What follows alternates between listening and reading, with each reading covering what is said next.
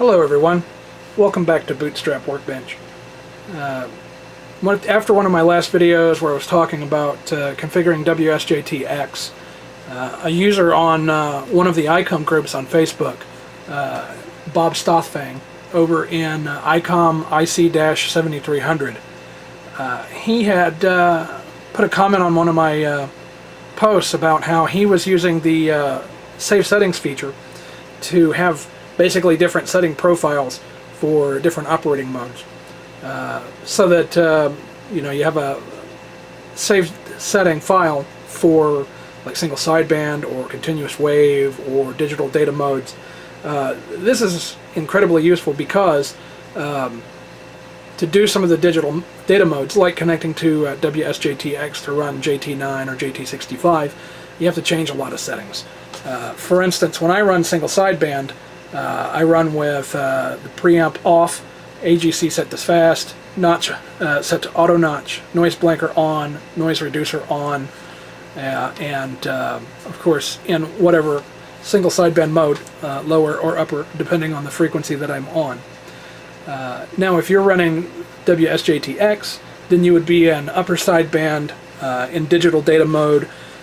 You would have AGC set to off, notch set to off, noise blanker set to off, noise reducer set to off, and then you would also be in filter 1 is what I have found works best.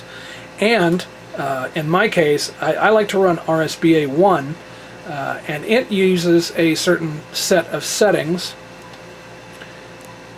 under the connectors menu, where you want your CIV baud rate set to 9600, your CIV USB port set to unlink, and your CIV USB baud rate set to 115/200. Now, when you're using WSJT-X, your link needs to be set to remote.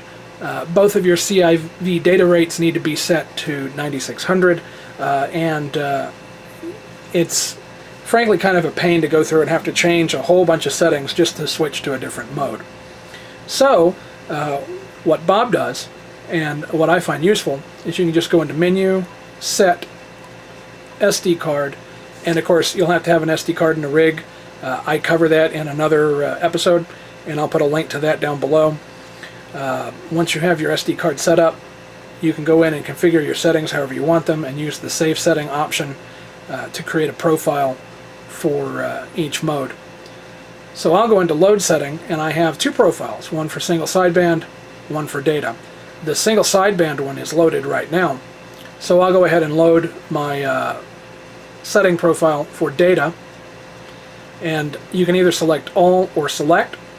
If you select all, it'll load everything that's in the setting file, including the ref adjustment, which is your frequency calibration, which is fine in my case. I created the setting file on this radio, saved it on this radio, and so I can restore it on this radio without any problems. If you're loading someone else's configuration file, then you'll want to go to Select and select CIV address, other settings in memory, but don't select ref adjust. That way you'll make sure that you stay on frequency.